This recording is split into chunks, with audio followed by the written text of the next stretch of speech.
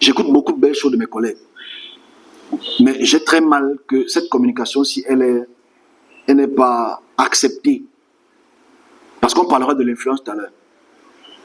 L'influence que les églises ont, l'influence que le monde chrétien a sur la population, que ce soit psychologique, que ce soit financière, que ce soit même géopolitique aussi. Moi, j'ai des problèmes à travers ça.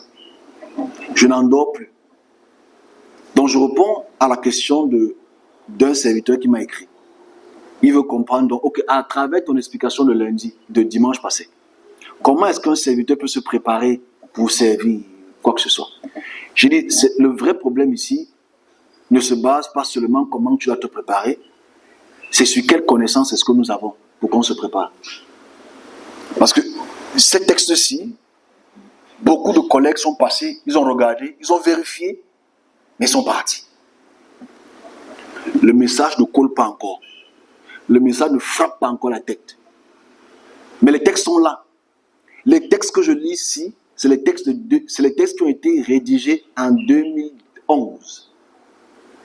Vous savez qu'en fait, imaginez-vous que je serai au cours de ça en 2011. Je ne serai pas dans le christianisme. Je ne serai pas dans le judaïsme. Mais ces textes sont disponibles. Et je remercie vraiment le professeur Durand de l'école, du Collège de France, parce que c'est eux qui ont la chance de pouvoir traduire ces textes et les mettre à disposition de tout le monde. Moi, ce qui me dérange, c'est que la plupart des Européens, eux, ils le savent. Les Européens le savent. Les Africains, surtout les conservateurs, ne veulent même pas écouter. Mais aujourd'hui, nos églises sont pleines. On chante Yahvé, on prie au nom de tel, on dit au nom aussi pas l'Éternel. On ne connaît pas leurs origines. Alors, je reprends à sa question. Moi, j'ai un problème. Mon problème se base sur 3 points. Et je continue pour aujourd'hui. Le premier point est, c'est quoi le Créateur? Comment est-ce qu'il est? Est-ce qu'il est même? C'est quoi? Comment est-ce qu'on peut le représenter? Est-ce qu'il est représentable?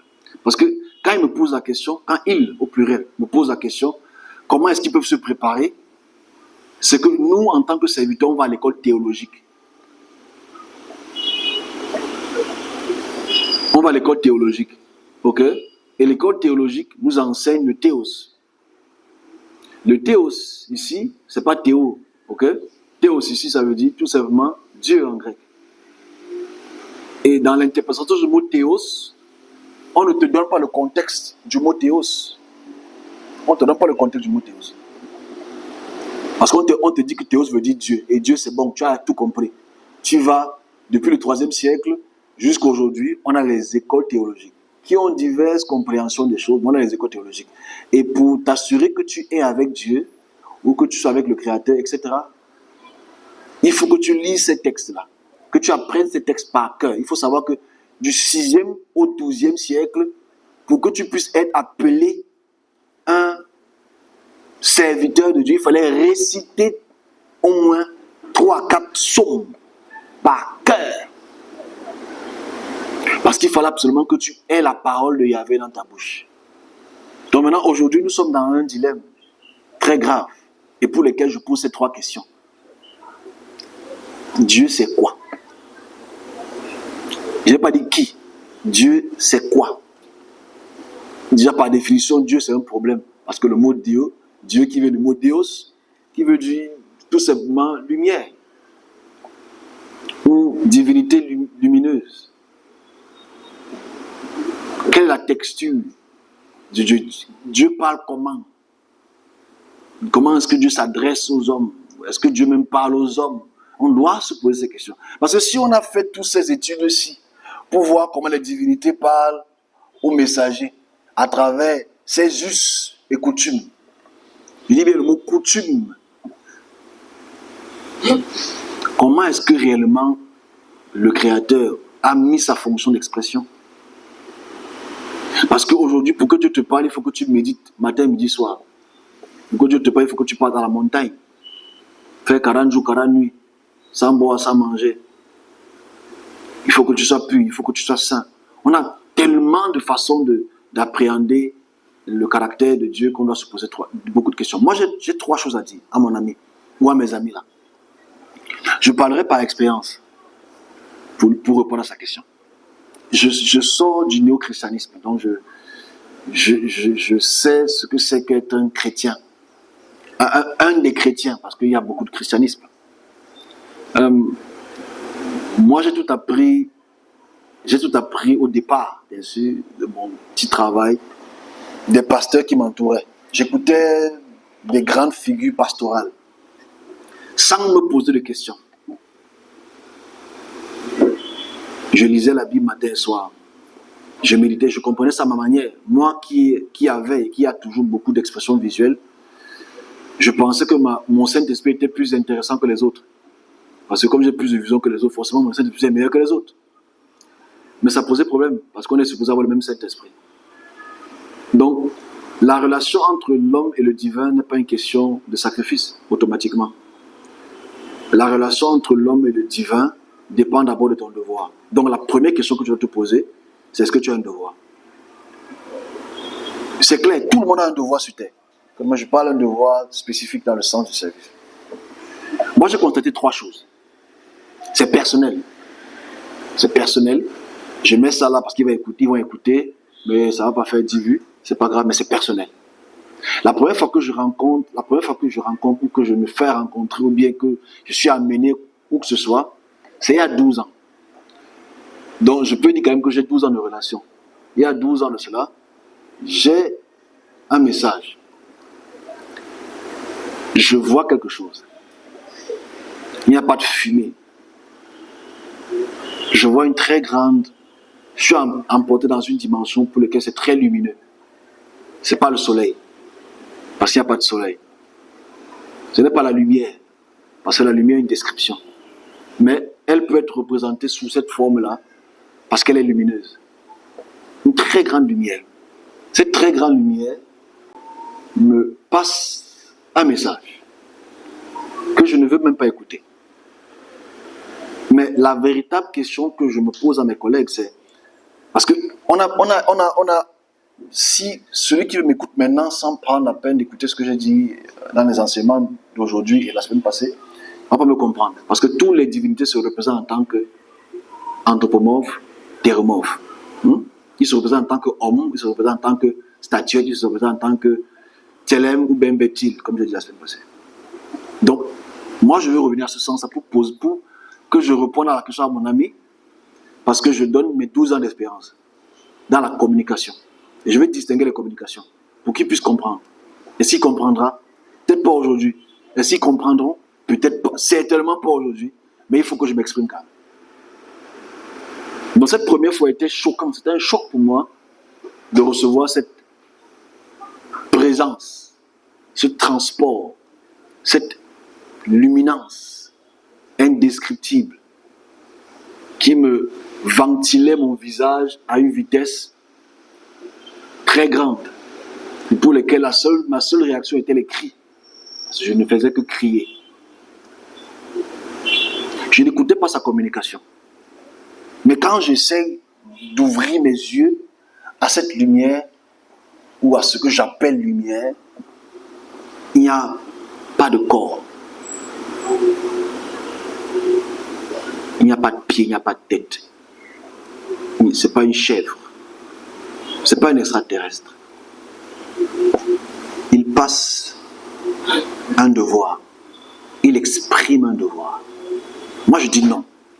Quand je me réveille, parce que je ne dormais même pas, j'étais éveillé, quand je sors de ce truc, j'écris dans mon bouquin. Et dans mon bouquin que j'écris, je me plains. Qu'est-ce que moi, j'ai fait quel genre de péché? Parce que à cette époque, je ne fumais pas, je ne buvais pas, donc je me disais voilà, je me disais que peut-être c'est ça. Moi, j'écris le message, mais je m'en fous. Franchement, je m'en fous. Ma vie continue, dans ma vie continue. À la suite de ça, la deuxième communication est très intéressante, parce que la deuxième communication, c'est toujours cette présence. Parce que c'est la seule façon qu'on peut exprimer ça, cette présence de cette chose, d'une lumière incommensurable, vient 2 ans après. C'est en 2015. Et cette lumière était hyper forte. Et là, je suis debout. Il me dit, dresse-toi devant moi, je suis devant. Je suis debout. Il me demande de regarder derrière moi. Je regarde derrière moi, je vois des milliers de serviteurs. Ils étaient à ma droite. Plein, innombrables serviteurs. Ils étaient derrière comme une forme de clôture. Une clôture que tu ne peux pas voir, mais ils ne pouvaient pas traverser. J'explique ça pour lui. Je l'expliquerai dans 4 points du monde où j'irai. C'est pour moi personnel. Et quand dans ma communication, je veux distinguer des choses. Je veux distinguer certaines choses. C'est mon expérience. Je la partage juste. Chacun vit ce qu'il vit, je suppose. Mais à travers ce que tu dis avoir vu, devrait être proportionnel à ce que tu exprimes dans le monde. Cache. Donc si tu dis que tu as vu tel et tu n'es même pas dans un type de message, je pense que tu as vu ta grand-mère au village. Donc continue. Dans cette lumière, je suis dressé, il y a beaucoup de serviteurs à ma droite parce que je me retourne. Et cette chose, whatever, parce que déjà ici, la première fois que je l'explique, parce que voilà pourquoi j'ai voulu prendre ça pour la fin. Parce que à chaque fois qu'on a lu les textes mésopotamiens, la divinité en parlant se présente. C'est important. Parce que je veux faire le distinguo pour mes collègues et peut-être pour vous. Ça ne va servir à rien, ma communication, jusqu'à ce que ça serve à quelque chose. Il n'y a pas de présentation. Parce que je vais expliquer comment est-ce qu'il fonctionne. De mon expérience de 12 ans. Ce n'est pas la théologie de 40 ans. C'est une expérience de 12 ans. Donc dans sa communication, il me demande de regarder à ma droite, derrière, je vois il y avait des milliers de serviteurs qui sont déjà morts. Ils étaient à ma droite et je regarde devant moi, il n'y a personne devant toi en fait. Il n'y a ni chaise, il n'y a rien du tout. Ce n'est qu'une forme de lumière extra puissante et pour lesquelles tu entends une instruction. Dans son instruction, que je ne donnerai pas totalement, c'était tu es mon serviteur, je veux que tu obéisses. Je vais te demander de faire ceci. Le reste, c'est pour moi, c'est pas pour vous. Et ça, tu vas faire ça. Et je disais, je vais obéir. Ok, j'obéirai. Mais je posais des questions, mais la voix était plus puissante que ma voix. Ça a duré près d'une heure. Peut-être même un peu plus. C'était très long. Au réveil, enfin, je ne dormais pas. C'était toujours éveillé. Je me réveille de ce sommeil sans sommeil. Et j'étais déjà marié. Donc ma femme était à côté de moi. En souffrance parce qu'elle pensait que je m'adressais à elle en lui disant d'obéir. Malheureusement. Donc, mais au réveil de cela, je marche dans le salon au matin, fin d'après-midi, et 3 anges apparaissent. Là maintenant je distingue entre cette lumière et ce que vous appelez anges. Ces anges apparaissent et m'électrocutent. Ok? Je tombe devant ma femme. Je lui demande de ne pas me toucher. Là, ce n'est pas le plus important. Mais on se pose la question ce que c'est créateur. Donc je vais expliquer ça selon pas ma conception. Mais je dis, on réalise que les 2 premières communications, ce sont des devoirs. Ce n'est pas que je t'aime, je suis tel, je suis tel. Et je vais vous étonner. J'espère que ce n'est pas le même micro là. Ok. Ok. Donc, ça va un peu vous étonner la suite de la communication.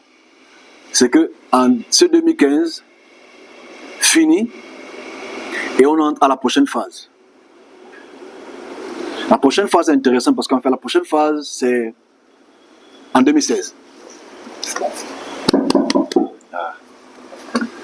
La prochaine phase, c'est en 2016. Cette phase en 2016, elle est importante parce que elle est plus spécifique et elle est plus précise.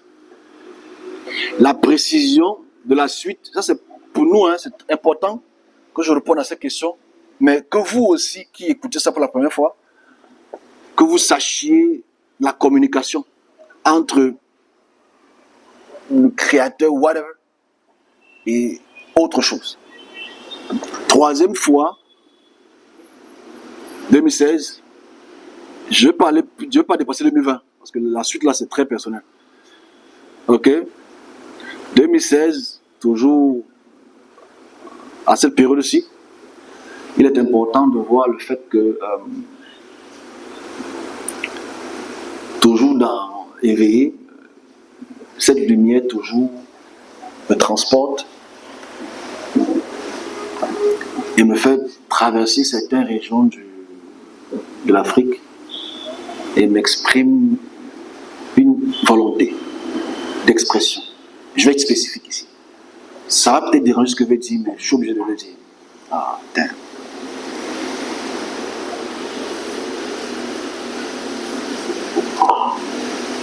Mais je vais toujours le dire. Le fait de le dire n'est pas pour montrer une supériorité quelconque. Hein. C'est parce qu'on arrive au terme d'une communication et il faudrait montrer une contre-thèse. Ok? Il faut montrer une contre-thèse et que la contre-thèse puisse être comprise.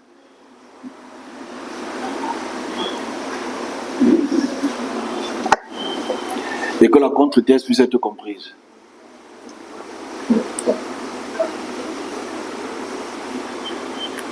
Donc, cette troisième communication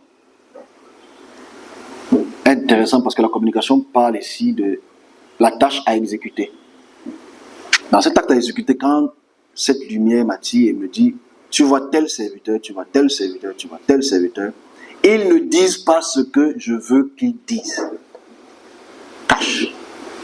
Toi, quand je t'envoie, dis tout ce que je te demande. Exécute ça avec détail. Ça, c'est ce qu'il dit. C'est la troisième communication. Et les serviteurs, vous les connaissez tous. Ok? Il dit, ils ne disent pas ce que je leur ai demandé de dire. Toi, dis avec détail, exprime tout ce que je te demande de dire. Il me transporte dans certains pays, il me montre certaines choses. Ça là-bas, ça n'est pas dans notre communication ici. Ah, c'est la troisième communication. Et dans cette troisième communication, toujours, il n'y a pas que je suis l'Éternel, Yahvé. Non. Il n'y a pas de présentation. Donc, je dis ça parce que beaucoup de serviteurs à côté, je conclurai tout à l'heure.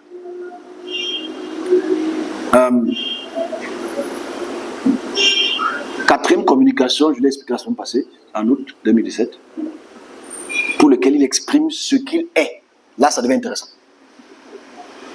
C'est-à-dire, voilà ce que je suis. Je paraphrase. Voilà ce que je suis.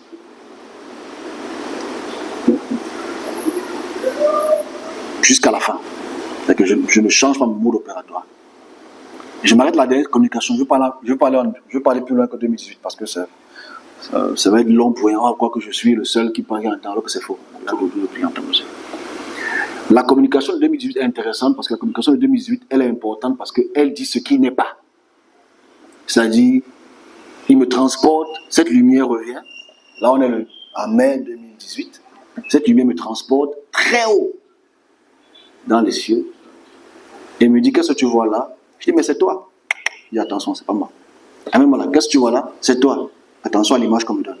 Dis-leur. Toujours la communication de dis-leur. Donc, en fait, ici, si on a... Je peux monter en 2019, 2020, 2021, 2022 jusqu'en 2024. Mais je me prive de me donner. Je préfère avoir la communication quand j'étais encore dans le néo-catholicisme chrétien. Ok? Ok. Là, c'est intéressant de voir à quel point il y a un distinguo à prendre en considération. C'est-à-dire, ce qu'il n'est pas. Parce que si tu veux connaître le Créateur, on va d'abord connaître le Créateur à travers ce qu'il n'est pas. C'est-à-dire qu'en fait, pour comprendre le Créateur ou Dieu, whatever name you want to give it, il faut comprendre le Créateur à travers d'abord ce qu'il dit qu'il n'est pas.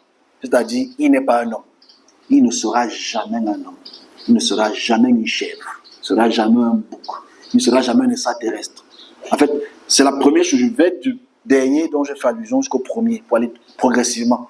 Et tu réalises quoi? C'est que cette communication, elle est importante pour le serviteur parce que le serviteur, à travers ce que j'ai expliqué avec les textes de Marie, les textes de Sipa, les textes d'Amorabi, pour lesquels les rois, la réalité est celle-ci. C'est que, à travers la communication que les divinités ont, les divinités s'expriment à travers un mouroum. Ce mouroum extatique exprime la volonté de la divinité à travers une extase, à travers un sacrifice, etc. Et il se représente homme, que ce soit en image taillée, que ce soit, c'est-à-dire le tselem, que ce soit en pierre taillée, c'est-à-dire le bétil, que ce soit en image, la représentation anthropomorphe, c'est-à-dire il est un homme, il est assis sur un trône. La création ou le créateur donne déjà son mode opératoire, c'est-à-dire l'image-ci n'est pas mienne. Donc déjà, ça c'est pour le serviteur. Et tu vois, que 99,9,9,9 à l'infinité représente ça ainsi.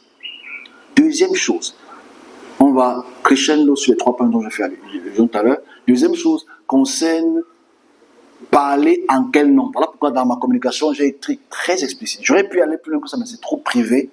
Peut-être le moment venu, j'entrerai dans plus de détails, si le temps...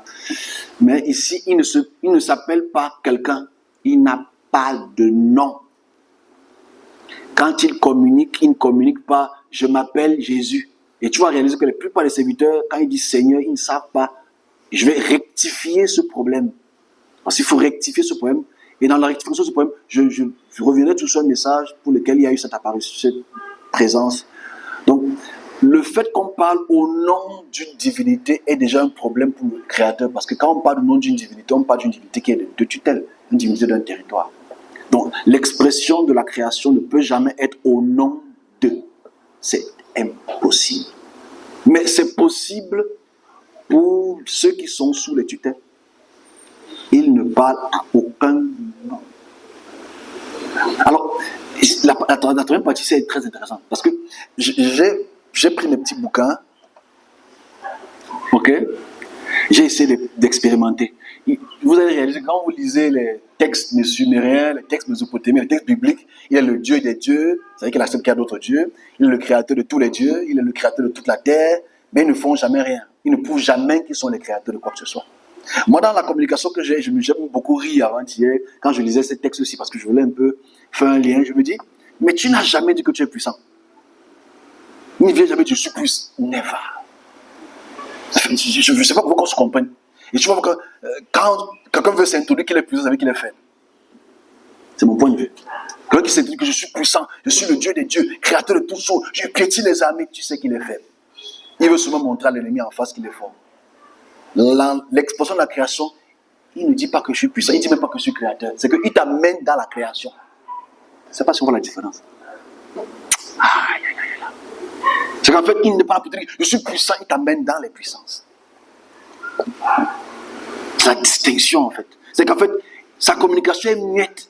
Parce que je me suis posé la question quand le 16 février, quand il me fait voir peut-être l'explosion, il ne dit pas que c'est moi. Non, il te montre.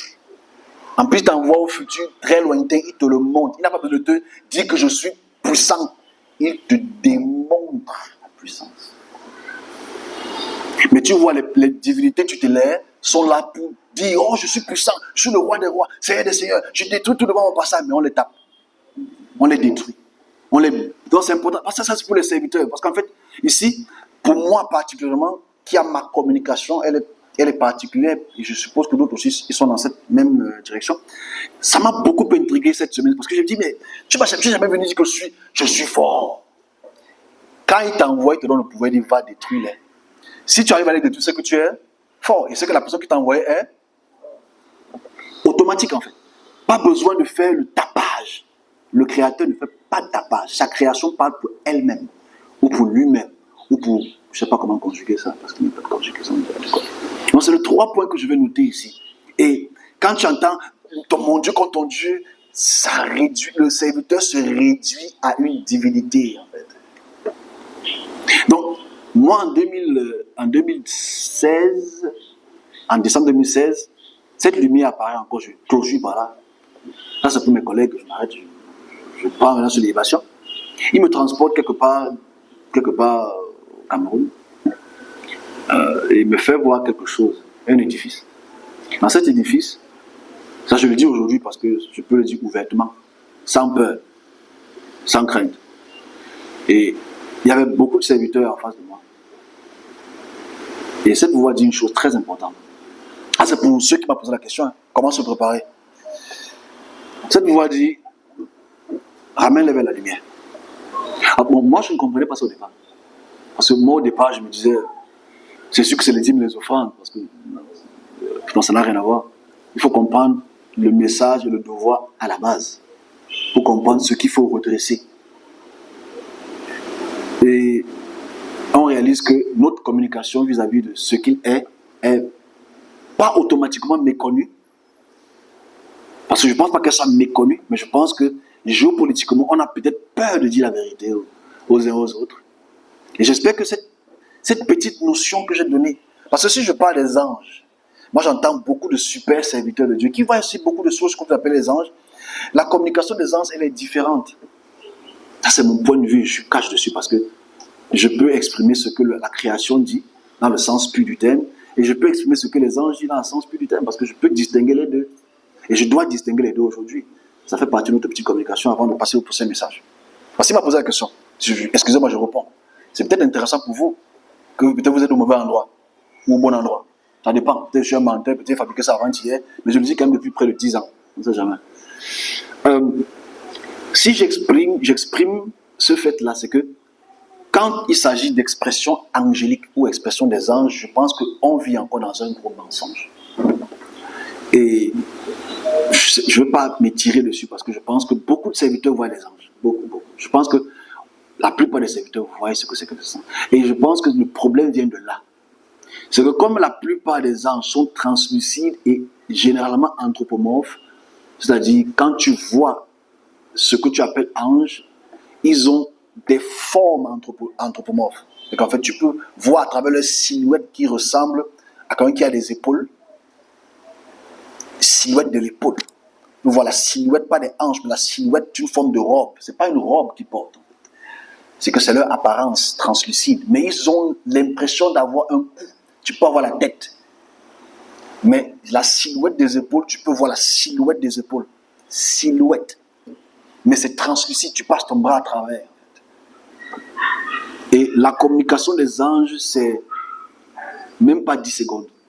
Mais les 10 secondes, c'est peut-être 1 heure pour toi. Ok, c'est qu'en fait, l'expression qu'elle te donne, le message qu'elle transmet, parce que tu es un vassal. Et ces anges ne se présentent pas que je m'envoie. C'est l'Éternel qui m'envoie. Le Dieu d'Abraham, Isaac et Jacob. C'est encore faux. Si peut-être tu le dis, c'est peut-être parce que tu as tellement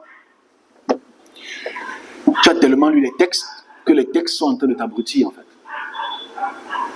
Ok? Et je clôture par là. Les anges ont leur texture, comme j'ai expliqué il y a beaucoup de temps. Et la présence de la création, du créateur, whatever, a sa texture, elle est différente. Certains sont dans... Le créateur n'est pas dans le temps de la création. C'est impossible. C'est les anges qui sont dans un des temps de la création. Parce qu'ils sont aussi créés. Donc, ce qu'il faut donc comprendre à travers ce communiqué, c'est le fait que comment un serviteur peut se préparer, c'est d'abord d'avoir la connaissance du monde. Il faudrait que vous, ceux qui m'écouteront et ceux qui m'écouteront demain, ceux qui vont balancer cette vidéo, jeter ça dans les ordures, le plus important c'est que si tu n'écoutes pas la communication à travers le Créateur, à travers ces sujets que vous appelez les anges, tout ce que tu conduis seront perdus.